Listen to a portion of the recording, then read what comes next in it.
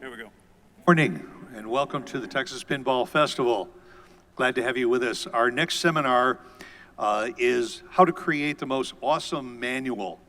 Glad to have you with us. It's going to be a very interesting presentation, and I'd like to welcome from Chicago Gaming Company, your moderator, Butch Peel.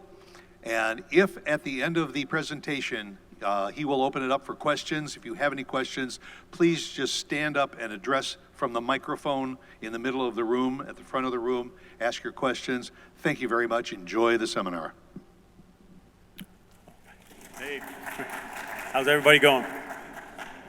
Doing well out there? Hey, first thing I like to say at any show is, every time you get a chance, say thanks to the people that put these things on. It's awesome that we have these places to come to, play pinball all day long, all weekend. It's a great opportunity. I'm Butch Peel. I've been with Chicago Gaming now for 4 years. It'll be in June. I write the manuals for the game. I wrote my masterpiece manual is the Pulp Fiction manual that I just finished and we got online. So very proud of that. I wanted to talk about some of my manual labor here, how you get from a complete blank slate to this right here. So I'm going to get started. Let me see here. I'm going to be switching back and forth between windows, so I have a very strong manual belief system that guides me as I write a manual. I think that pinball documentation should be accurate, first and foremost, comprehensive. It should have everything in the game that's in the manual, consistent and standardized, so it looks like it was all put together by the same guy. Straightforward and intuitive. That's another thing that's kind of key, that you can guide people through. It makes sense. It has flow, kind of like a pinball game itself.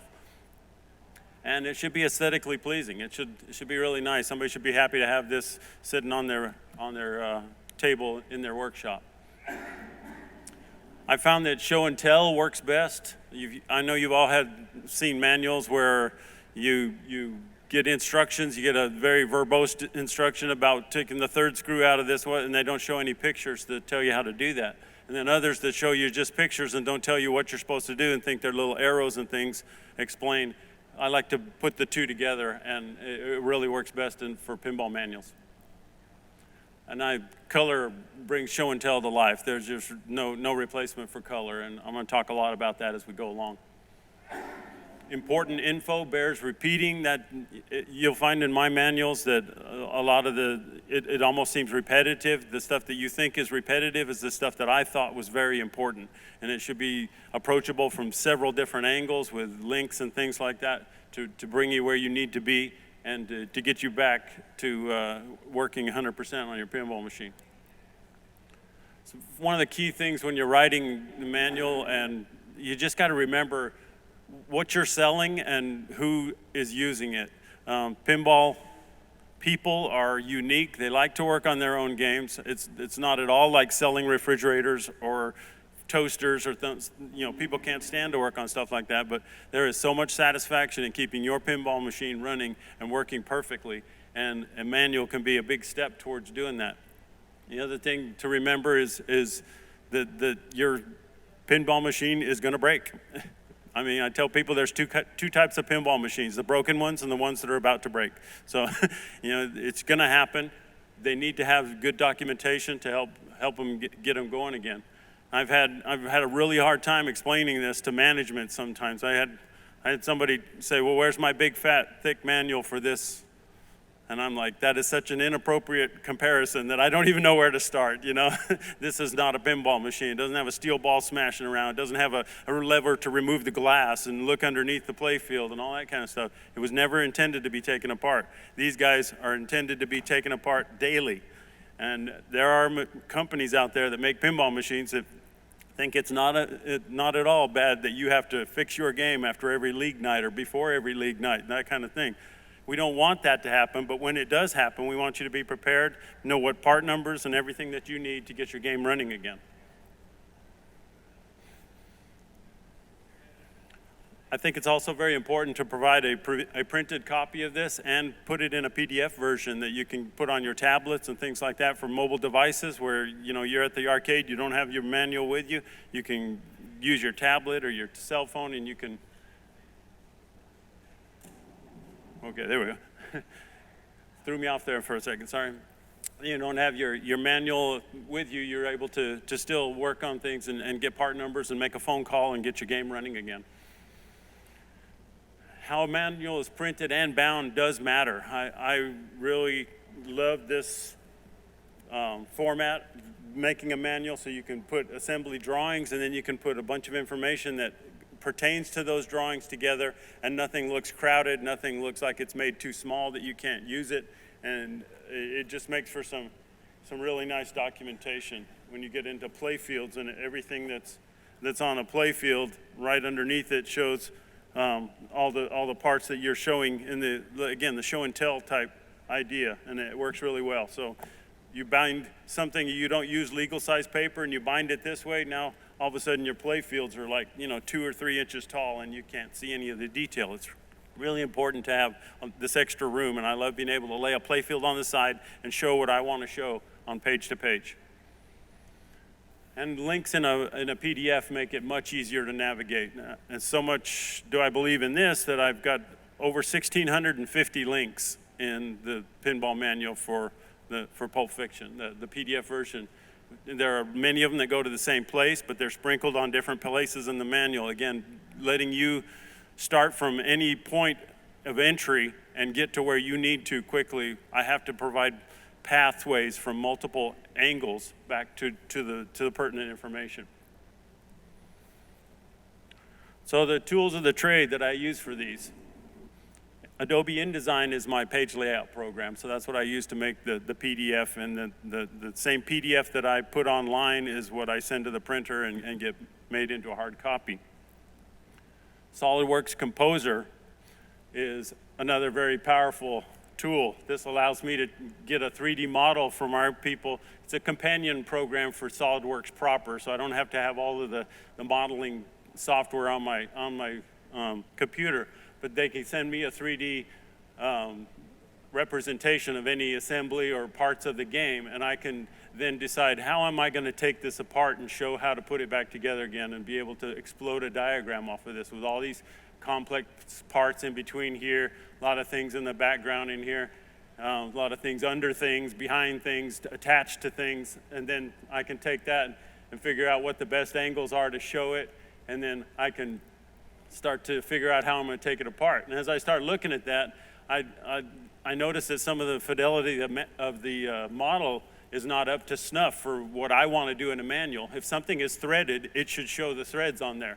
So this piece right here, when it's threaded on to hold this solenoid in place, it should have these type of threads on it. So because it's awkward to get that in my model that way, I bring in a threaded screw and put it in the same aspect area and the same ratio, so it's coming from the same perspective, so that when I look at this piece right here and make a drawing for the manual, I can just take in Adobe Illustrator and put it onto the threads, transfer them onto here and delete the rest of this bolt. So this should be threaded down here, so that's what that's for. These little studs should be threaded, so that's what these screws are for. These studs back behind here are supposed to be threaded, so that's what that screw's for. And then this part here is supposed to be threaded, so that's what that's for. And I can take all those pieces and put them in and show them what it's supposed to look like when I blow it all up like this. And then I got to start thinking about leading lines. Now how I'm going to put dashed lines in between and all this kind of stuff. So sometimes you have to tweak it a little bit. You might have to come from a different angle. And it's really cool to be able to just do this freehand, decide what the best way to show that exploding is, which is this angle that I decided on right here. And then I still have my threaded pieces in there, so I can put the threads on this and the threads on that and the threads on these, all these kinds of things. So very, very, very cool software. And I can look again at like the spinner here, and I can show how I explode that. And after I've even started exploding things, if they change some of the parts, I can still use most of what I've already got in Illustrator and just come in and add the other parts that have changed. And you can go, whoops. We'll go back to that. Sorry, I was going to show you this. I clicked one too many times. So I have a representation of the entire play field. And this one's hard to work by because everything's changing so fast, but it really does give you a kind of an idea of where these things fit in. There's the spinner that I was just showing, It's on the play field right there. You know, these things are pretty cool. The single drop target is underneath here, and it's in the back, so you can see it. There's a drop target right there, so there's that assembly that I just exploded. So very, very powerful tools and cool ways to look at the play field and look at things from directly and above and below, and that becomes very important for manual illustrations.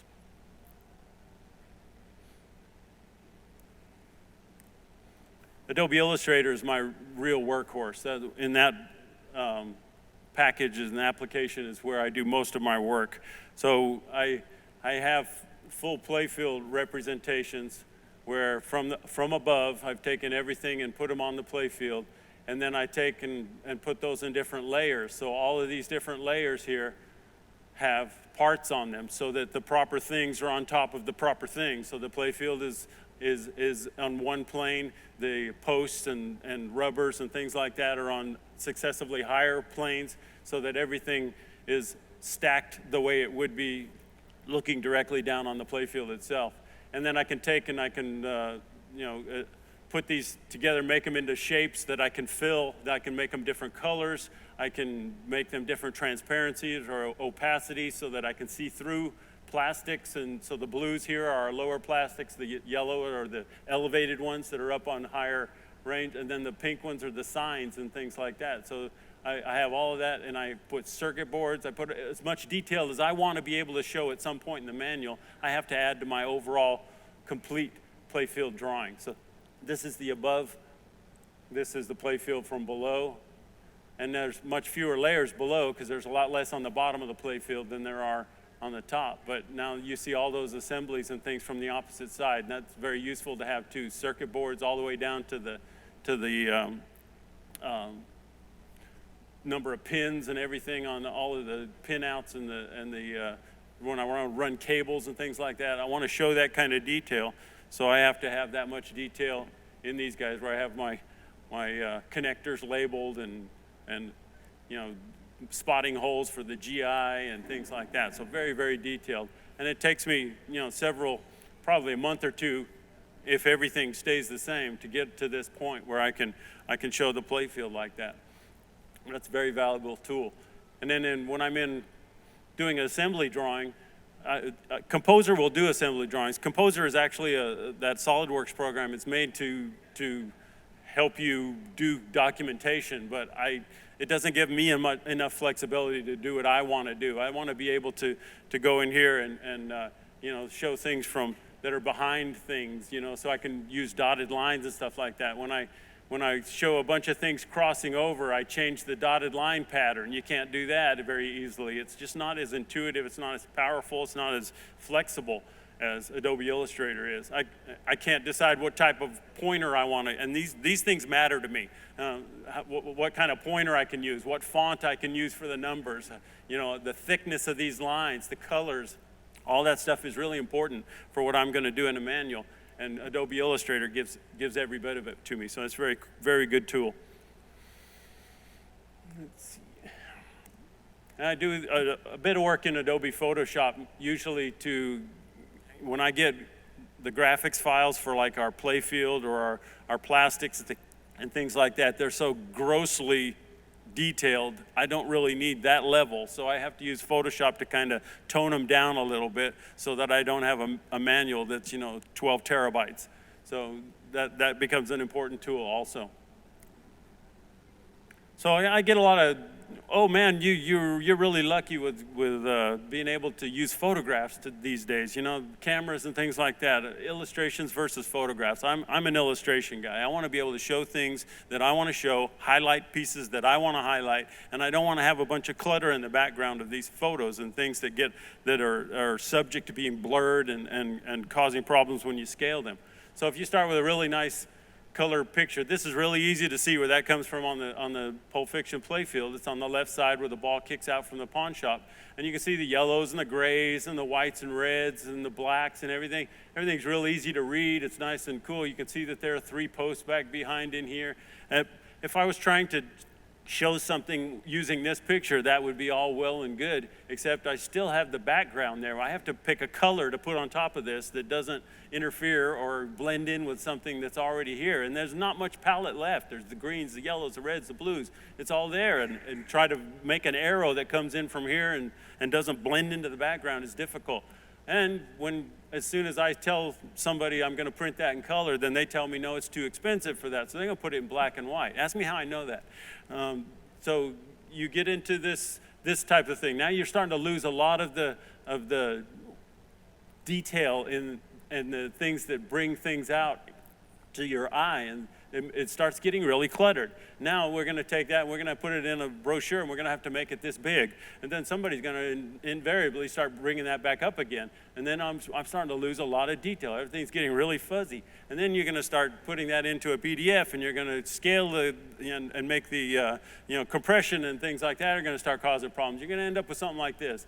You can't even remember that says Royale with cheese on it anymore. It doesn't say it. You see three posts back in there. Can you tell that this post and that post are the same color? Actually, that is true, but you can't see it anymore. It's just all gone. And that's with something really simple. If I was trying to show something like on this gate that's already sitting out in the open, when I get into underneath the play field and I've got all this wiring and stuff, and I want to talk about the optos on either side of the entrance of the pawn shop, now I've got a lot more clutter. And I don't want to take all that stuff out of my game in order to take a nice clean picture. I can do it so much easier with an illustration. And I can take this trough here and I can make it transparent so you can see the opto IR going back and forth between the transmit and the receive here. And I can highlight them with big red circles and make it real easy. If I need to look at it from a different angle or show it from a different perspective, it's real easy to go into my composer and look at this trough from underneath, then turn it into a scaled graphics file that I can bring into Adobe and start looking at. Then I can zoom in Adobe and I can change things to different colors, and I can add my pointers and my arrows and use my same font that I use throughout the manual, all that kind of stuff. And so it's very, very powerful illustrations as compared to photographs. That's why you won't see very many photographs in my manuals. Wider is better. You see it I talked about a little on here. When you have enough room to put all this information, multiple, you have an exploded diagram and then multiple views of that once it's put back together so you can see how things are actually fit together. All this information about parts and pieces and switches and coils and mounting hardware and things like that, all on the facing page. It's real easy to get to. When you start talking about the playfield itself, same thing. It's very nice to be able to show how each and every one of these plastics is mounted to the playfield and all the different ways and the part numbers and everything. And it's right there in a book that when I open to that page, I can use both my hands and I don't have to worry about the thing closing on me. I don't have to try and prop it with my multimeter and Scotch tape on one end and things like that. It's just much better. And color is powerful. As I was talking about here, when I can look at this exploded, very complex exploded diagram and then show inside here when I zoom in, and it just keeps getting better with scaled graphic files. I can zoom in really close and you can see exactly that washer goes in front of that E-clip and that rubber grommet's there, all this detail that you can see in color.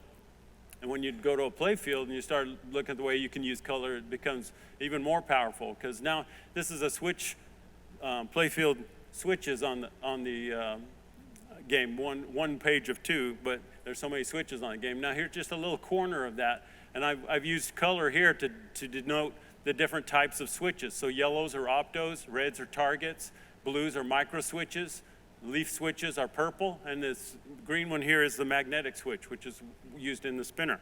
So you can, at a glance, see where all the micro switches are in the game, and at a glance where all the optos are, and the color becomes the targets, different types of switches, but again, being able to delineate just visually, it's very nice.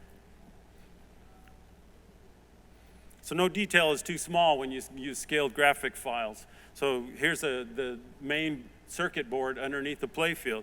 There's a very little portion of it there. I can zoom in on that to the point where you can read every little component, see how they're oriented on there, where their pin 1 markings are, all of the traces, everything, how it comes up to the connectors and each pin of the connector here.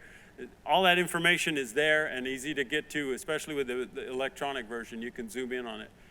Schematics, that's a crazy schematic for the pinball controller board, one of two, because it's a complex board. And here's a little portion of it. I can zoom in on that to see just, all the connection details around the JP1 or one of these other U9 pieces and see the not populated stuff, all that kind of stuff. It becomes easy to use. So now I'm going to switch back and forth between here and the manual itself. I'm going to go to the PDF of the manual, which is here. And now I can jump to the game assembly right here. And again, a bunch of show and tell in this first section. It just shows you how to put the legs on, how to put the leg levelers on, how to keep pressure up while you're putting those on. We're taking off the shipping materials, how to latch the back box, and not only show you that, but put that in the text and make reference to so that connect the two, and you get a good tell you how and show you how at the same time. It's very, very powerful. Wing bolts, removing the playfield glass, getting the level. That's hard to explain to people that these are 1/2 degree increments on these little lines here. You can put that in the text, and 6.5 degrees the second line. It's a bolder line. So again, you can show all these different views, make things work very well. Different playfield positions, more or less sensitive tilt bob, where your power connects, how to move the game, strapping it down, all those kinds of things. Very, very useful information. I'm gonna go back to my. So now rules and shot maps. Now, way back when Valley Williams started putting these in, and this was a typical attack from Mars rule, show you how to make the stroke of luck shot, how to light it, and how to get the ball in there. And it's good enough. It looks pretty decent. Well, I did a bunch of these for my other manuals, and Mark came to me right off the bat, and he's like, "Can we do some rules? Can we do some shot maps?" And I'm like, "Heck yeah, I've done a lot of those." So this is what I would do for a typical Pulp Fiction. And I sent this to him, and I was all proud of it. I'm like, "Man, that is so much better than that, isn't it? I mean, wow, look at how much I've improved that process." And he's like, "Yeah, that's not going to work for me." I'm like, "Whoa, wait. I can do better." He says, I really need to see the plastics. I really need to see the signs and things like that. I need to see the play field and the inserts and what they say. It's really important. This is nice, but, we'll do something else." And I'm like, no, wait. I can do better. Watch. So I could put the playfield plastics on here. I can add the decals and the pop bumper caps. And then I can even add the playfield artwork. And then I look at that and I'm like, yay, I just added so much clutter, now you can't even see the shot maps anymore. I made the most useless shot map ever. So then I started thinking, well, how can I do this? Keep all the detail, but direct you to where I want you to look. And I came up with this opaque mask that I could put over the top of the playfield so you could still see the non-pertinent parts, but then I could highlight the parts I wanted to really highlight. And so this is what I kind of came up with. I'm going to switch back to the manual now to show you that. I'm going to go to page 117. So this is actually in the manual now. So I was able to take that opaque mask, and then I would cut pieces out of it so that I could highlight different parts of the playfield and show you where they are on the playfield, but not have all the clutter around them that I didn't want anymore, and make some different arrows that showed up better and stuff like that. And then I can add my numbers in there, and I can add my show and tell. So I tell and I show, and then furthermore, in the digital version of this manual, anything that you see when you come in here that says adjustable, you notice my pointer turns to a finger there, right? So there's 3 different adjustments here for this rule to make the game play differently. So I've got hyperlinks there that take you where in the settings portion, the game options portion of the manual, where those things come into play. And one of the really nice tools or nice things to use if you're using the PDF version of the manual is this previous view capability. So I can come down here and I can go to some place with a hyperlink, and then I can use Alt arrow back to go right back where I was. And so it's kind of nice. So I can jump in here and say, okay, 146. There's that. That's the default. And I can change it between 50 and 200 in increments of 1, or I can disable it altogether if I really want my game to play that way. And so I know how to adjust all of these things, and they're linked back and forth. So that's very powerful too. So I'm going to just kind of scroll down here now and show you some of the other ones here. There's Briefcase Boogie. So see how I can highlight the different areas of the play field.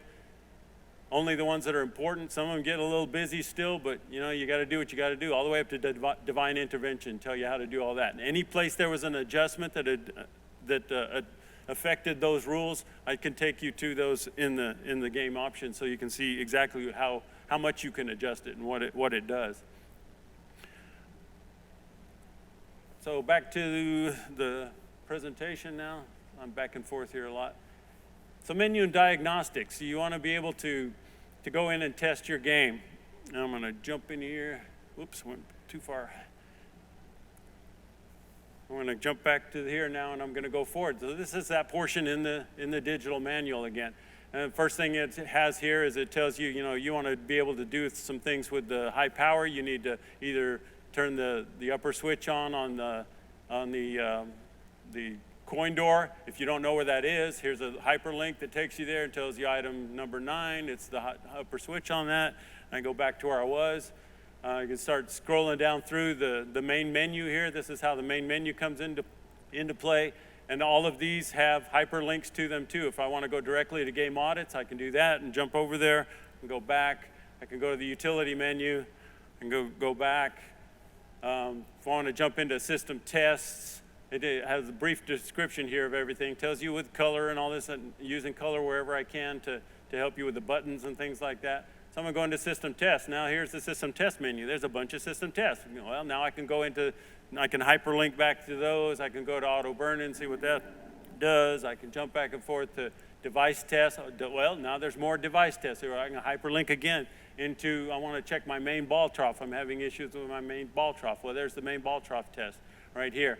And as you go through the text here, any place that your cursor becomes a pointer, it's talking about providing a representation of what the trough and shooter lane switches are doing. And it tells you their switch numbers, 1 through 5 and 33. So if I click there, it takes me to a playfield representation that shows me where 1 through 5 are and 33, what type of switches they are, all that kind of stuff. And you can jump back and go back and forth and figure out what's wrong with your game. And actually, if you don't know what I'm talking about right there in that paragraph, go back to a visual. It'll show you what I'm talking about. Very, very powerful stuff. And I have all the different device tests and things like that. So, good stuff. If I go back to my presentation now and we jump into parts information. So at the beginning of the parts section, which is just a couple down here, I have a representation of the lower cabinet, and I can go in. If some of these are assemblies, some of them are not. So these are just parts here. And any assembly comes up with a pointer on the number there. So I can click there and show an exploded diagram of that assembly. So I can go back and forth. The lock bar here has one. The neck assembly, cabinet neck assembly. You can jump into all those things. And from there you can go in and, anywhere you want to. Once I jump into one of these, if it's got a circuit board in it, there'll be a thing here to show me where the circuit board and all the schematics and things like that. What switch is that exactly? All of it's in these assembly drawings. So again, I can just keep going back to where I was using the Alt backspace or the Alt left arrow. Here's the facing page for that is the lower cabinet assembly listing here, this table. It shows you all the part numbers. It shows you page number references. Again, for the printed manual, if you need to manually flip to page 260 to see what the coin door looks like, it's written there for you to do that. Otherwise, you can click there and go directly there in the electronic version. All these kinds of things, part numbers, how many there are in the cabinet, some things that are not shown, very, very, very comprehensive and complete listing. So now we move to the back box. So we go from the lower cabinet to the back box. Assemblies here, you can see those come up. topper is another gigantic assembly, bunch of different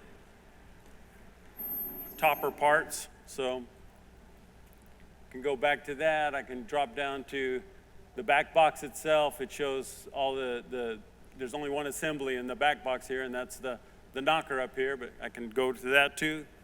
Hyperlinks all over the place, and just sometimes they're words, sometimes they're a box around something, sometimes they're the graphic itself. If your little cursor turns to a pointer, there's a hyperlink, and you can go there at no extra charge. It's really easy. Let's see, I'm going to go down to our above playfield assemblies. Again, same thing. All the assemblies are linked, so you can just go to any one of these that's an assembly, and it'll show you that stuff. You can go back and forth. It's very, very powerful. That's from the top of the playfield, all the part numbers and everything for the assemblies, and then go to the bottom of the playfield. You can see things from a different perspective, and I have all that stuff highlighted and color-coded. All like assemblies are the same colors, and yeah, just really, really, really powerful to be able to jump around and go back and forth like that. So when I get to assemblies now, I can, let me jump forward here a little bit. You've seen how they have the mounting hardware for the items. It's kind of really cool that I've gone in here and take your flipper assembly here, and I have the mounting points to show you where all the mounting holes go. And then I have on the next page,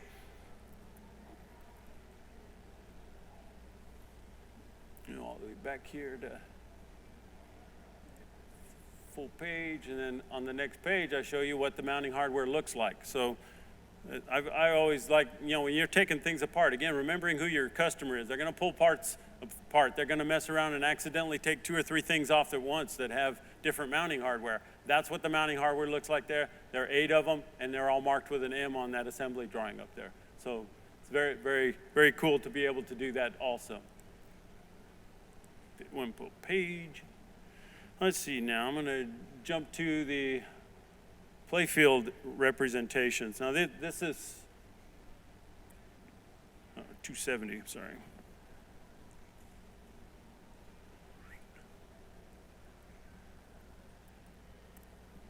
So now this is the beginning of the playfield representations and the tables that go along with them. So this is coils. So you've got a coil table here. It shows you what you've your playfield coils. I've got used color here to determine, to show you which connector they come off the solenoid power board. So some of them are high power, some of them are low power, some of them are run off the flipper circuits, and then some of these coils are actually run off of the multifunction boards, which are the big boards underneath the playfield. So at any point there, I can take all the circuit boards and all the other clutter off of there if I just want to show coils, and I can take that same Adobe Illustrator complete playfield file and change it around and put numbers on it and say, now I'm looking at coils. Then I can come down and I can say, well, okay, now I want to show circuit boards and highlight those, so I can do those above and below playfield. I can come down and show my lights here, so I can list all the lights, and this is how they're listed in the diagnostics also. When you go through lamp test, you'll see these same numbers. And I can show all of the lamps, and I can show them from underneath the playfield. Here's the lower portion, here's the upper portion. All their part numbers, all their boards numbers, and here there's a hyperlink over there. That's going to take you and show you how they're actually wired. So it shows the cables that run for all of those lamps in that test. So I can come down to the general illumination. Here's from the above part of the playfield. I can show them from underneath.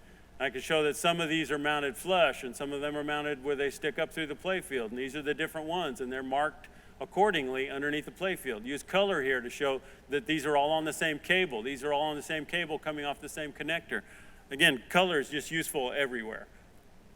Get to the back box now and look at the lighting in the back box. It shows all the different types of boards and how the pinouts go for those. You can look, there's a link to that to show you which one of those lights come off of which pin, off of which board.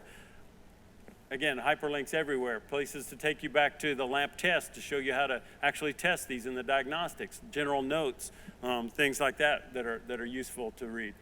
Now the topper lighting, same sorts of things, being able to move around. Now I'm looking at switches, all the different targets and leaf switches and all that from above. the other upper half of the playfield from above, the lower half underneath, what they look like from underneath, and all the optos. You can see the yellows, all optos there. So that's a lot of optos that we got going on underneath the playfield. Here's the other half of that. Then I can get into the wiring for the switches and show you exactly, you know, if you zoom in on any of this, where the switches wire. If you're worried about switch 64, what does it hook to? It hooks to JA31. Where's that at? Well, it's on that big board on the corner up there. Really, really cool to be able to zoom in and not lose any detail. That's nice. Oops. Fit to page. This one. Yeah. Yeah. One full page. There we go. There's just the cables that for control and communication. So these are different cables that come from, they go up the wiring harness and up to the back box because they run to the control boards up there. All the part numbers and things like that. Here we have the sculptures in the game and how they mount. These are on facing pages. The generic molded plastic parts, decals, mylar, playfield mylar, the lower plastics. And even with the lower plastics, when I zoom in on those, the detail is there. You know, these really look good. They get better and better as you zoom in. Go back to one width here. So all these different ways. Here's playfield posts. How many times have you taken off and want to clean your playfield and wax it, or you want to get underneath all of the, not just the easy to reach areas? I used to take a piece of cardboard and screw things into the cardboard so I'd remember what posts, what metal went into what posts and where plastic posts were. And Williams' manual would show you something similar to this. It'd say, hey, you got 42 of these and 12 of those, and good luck figuring out which ones go where. You know, I don't do that. I want to make sure that you know that this is a larger version of that post, so that's what the asterisk means. That's the taller one. So the shorter ones are just twos, two asterisks, so there's just like 4 or 5 of those, and it's real easy to see where they are on the playfield. You could take all this stuff off your playfield and use this manual to put it all back on again. It would tell you how to do that. Plastic posts, metal screws, all the different. In this game, we also went to the trouble of anything that went into a plastic or into a dark area got a black screw. Anything that went into a chrome thing, we got a silver screw. So there's even, you know, differentiation between clear zinc and a black anodized screw there, and it'll tell you all that too. So you know where the black screws go, where the silver screws go. It's all in there. Rubber rings, like size, all colored the same, all the way down to where I can strip all of that off the playfield and just show the ball guides themselves and the rails and things like that. When you have an Adobe Illustrator layered file like I showed you earlier, you can do all kinds of really cool stuff. And then I can turn it upside down and show you the brackets there, and even go to the detail of showing you how the different loops, J-loops, are put on those uprights that are sprinkled around the playfield. This one has that kind. These number 7s here, all these are like this guy right here. They have just a single one like that. Some of them are double, some of them are big bottom, top on, you know, little ones. Just all kinds of information, all the way down to T-nuts, where there's nothing on the playfield but T-nuts. And even if I want to, though, I can still show some of the assemblies and put them in a real opaque state, you know, where they're transparent, so they're not dominating the scene, but they're there for a visual reference. So you can say, well, these are all at the end of that trough. Oh, okay, that's easy to see. So I'm going to go back to here. Wiring and schematics. Now this is a very cool table here that shows you all by wire color and by solenoid power board, fuse, and connector where all the coils are driven from. So if I have a problem with a say my roll scene eject's not working, and then I notice that my start character eject's not working, this drop target reset's not working, well then that fuse is probably bad right there because they're all on that same fuse. I can jump in here and show where in the schematic where those actually connect, and I can jump from there and show the actual pinouts of that schematic and go back, and then I'm back all the way to where I was before. All the different things that you need to know to keep your game running. Very cool. Then also a bunch of links over here that take you to different ways of testing the coils and how to adjust their strengths, their locations, a table with all of their connection and drive information, and then a fused power stream diagram, which is at the end. It shows how all of the coils come off of the different solenoid power board connectors and fuses and what's driven by what. So it's all very useful stuff. Let's see, jump to 326 now.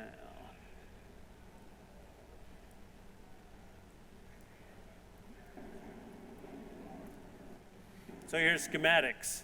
If I go back to my presentation and I show you, this is every board in the game. If it has screening on the back and front, I'll show both sides so that you can see the screening. And then it has a complete component list over on the side. I should point with this rather than my finger. That's a lot easier to see on streaming. Here's the original schematics for the C board, which is the smallest of the multifunction boards. And if you don't know what DNP means, that's do not populate, this is shown in the schematic in the same way as one that is populated. It just puts the DNP down there. And every once in a while, somebody will forget to put the DNP. And so, this is kind of important. All of these little lines here that have double arrows, that means that signal comes from somewhere else, either another page or somewhere else on this current page. So nothing's connected. And it just drives me crazy. When I look at this schematic here, I could be sent to 4 or 5 different other pages to get a single signal to see where it connects, and then it might go to another. This stuff should be connected. This is what you would get if you put in the schematic what comes out of the board production facility. This is when you give them their circuits and all that, this is what they give you for schematics. This is what we're building you. And you can't just put that in a manual because it's virtually unreadable. It's impossible. So you got 5 different pages here to do what I did in 2, and actually showing things connected together. And when something is not populated, it's grayed out, and it has a red asterisk with a not populated on there so that you know that. And I do that for all the different components. I'll show where they're supposed to connect. I'll show what they're supposed to be in a faint gray, and then I'll put on here that they're not connected. But everything else, all the parts of the ICs that are connected to one another are literally connected to each other. And if anything happens to run off the page, I'm going to show you that in the manual here. If anything runs off the page, it goes off one side and then comes right back on the other side. So, and I have hyperlinks to take you back and forth so you can see, okay, all those signals come over here and then they go to the edge of the thing and then they come in, okay, then they go to there, and it's very easy to see. I try to put my connectors, I try to put those towards the edges of the diagram as best I can. I label where they come from or where they come, who they go to, any silk screening that's on them, and you see the connectors are hyperlinked too, so I can hyperlink there and show the pinouts and the actual wire colors and what board they're on. All that information is there. So it's just a better way of doing, but it requires me to take all those other schematics that are there and take them apart and put them together. I redrew these from a blank piece of paper. I drew all of these things, and it's that important to me that the schematics be that right. And you go through now for every board, you see all the different pinouts, and it shows exactly where the connectors are, what wire colors are. Some boards are so small that you can get the schematics for them and the pinouts and the illustrations all on one page. That's kind of nice. And so these are all the circuit boards in the Pulp Fiction game, and there are quite a few. When the board is blue, guess what? I tried to make it kind of blue so you can tell you're looking at the right board and you're not making any inferences or assumptions. All these different circuit boards. Then you're going to get towards the back here. Those are all the boards that are on the play field even. I haven't even got off the play field yet. Here now I just got into the cabinet, lower cabinet with the flipper buttons. Now I'm in the back box with all this information. It can blow you away.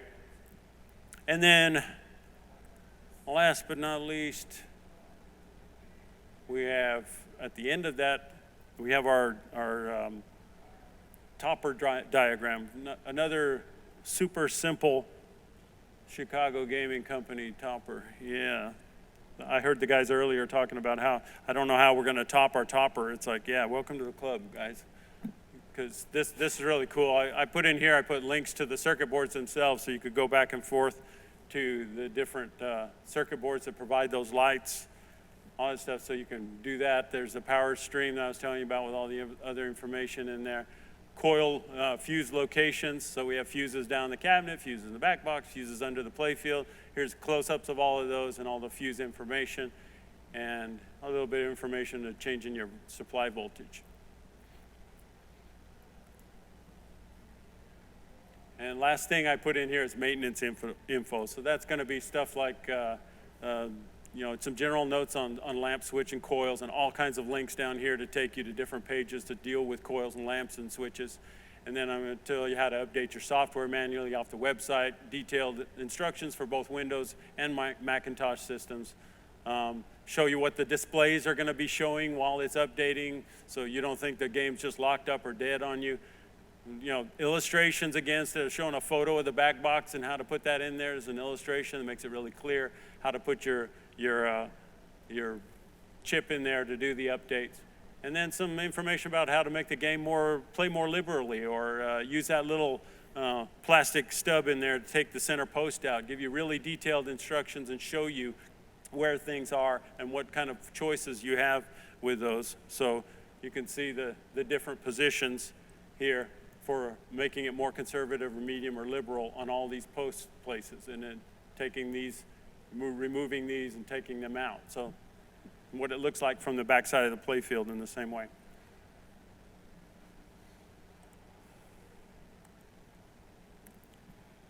So a lot of information like that, and then I'm going to put in some operator notifications. As soon as our software guy gets all that done, we're going to have a big write-up on that. So we're currently at 326 pages and counting. A manual's never really done. So with that, I'll take some questions if anybody has any.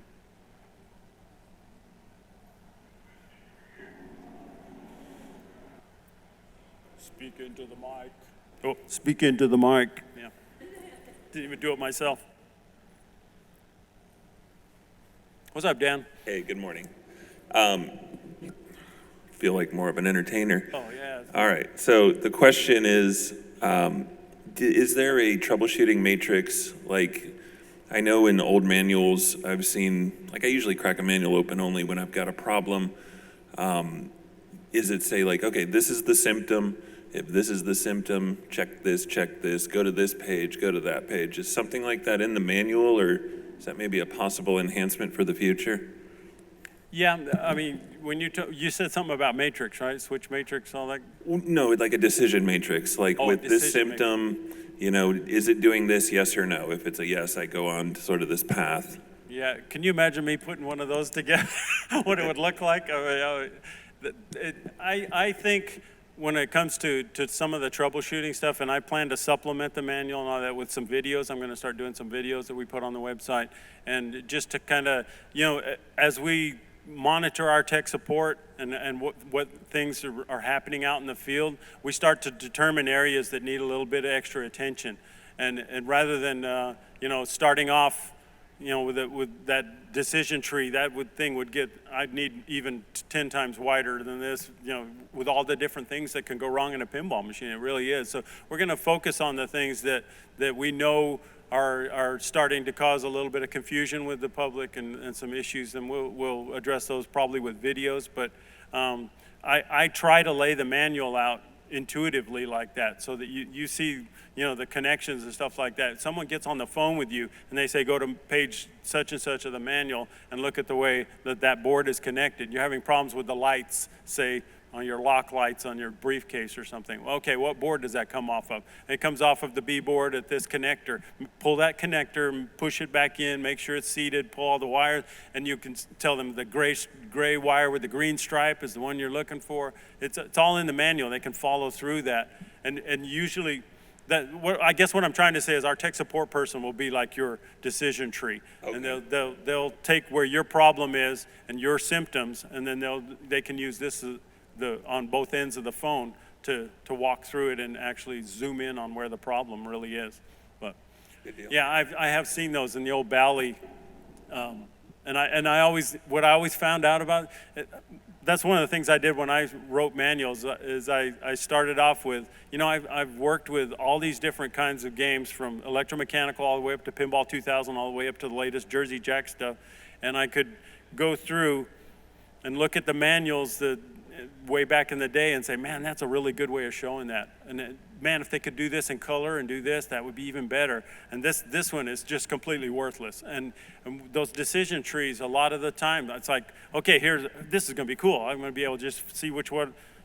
Oh, none of those things are what I'm having problem with. It's like, Okay. it's not comprehensive enough. And and I understand that. It's really hard to make it that comprehensive. So, yeah. Yeah, okay, good feedback, thank you. One more comment or, I guess, contribution. If you're gonna make videos, can you put a little QR code somewhere in the manual? So it's like, oh, I just click the QR code and on this component, boom, a video for that pops up. Great idea. Kind of help us get there quicker. Yeah, I gotta keep up with the times, yeah.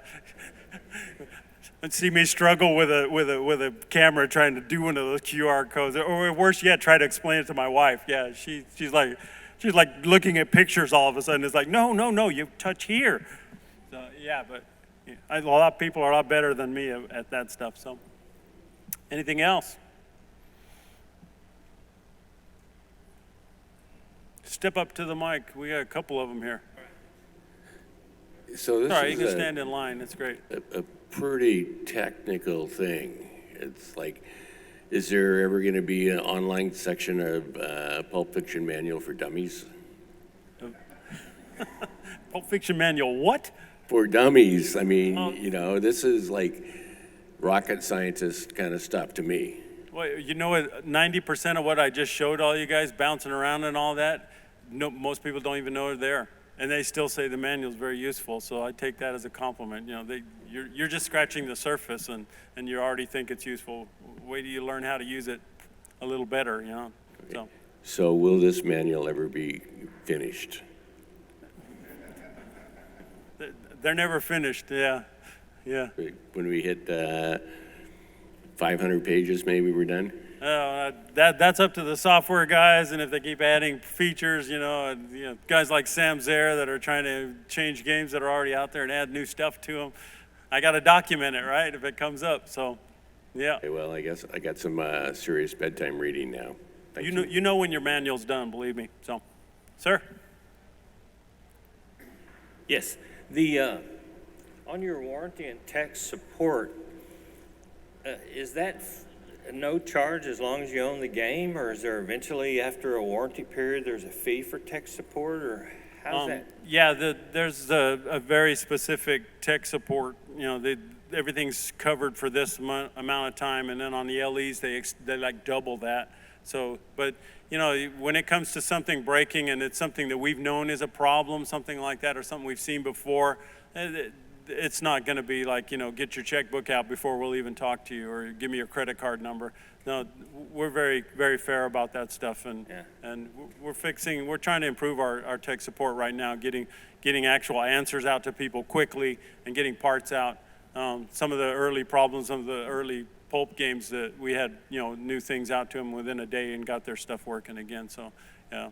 And we're trying really hard not to have problems past that warranty period. Everything should be pretty well shaken out by that point, and you should be able to just play your game, normal wear and tear type stuff. But yeah, I wouldn't worry about being charged through the roof for stuff. Yeah. How many guys you got on your tech support lines? We have one gentleman that really handles the brunt of it, but.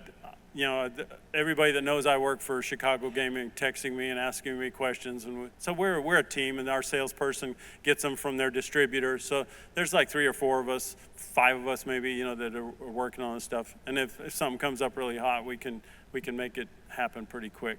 So I work remotely myself, but I can get on the phone in 2 minutes with the guy that works at the factory, Jim Thornton, and he can get you something out in the mail pretty quick. So. Yeah. Okay. Thank you. Okay, one last thing before I take off. In case you guys have ever wondered what's in the briefcase, I gotta show you here. Ooh. Are we happy? Yeah, we happy. Thanks, guys. Come and see me in the booth. Thank if you have again any to more Butch questions. Teal from Chicago Gaming Company.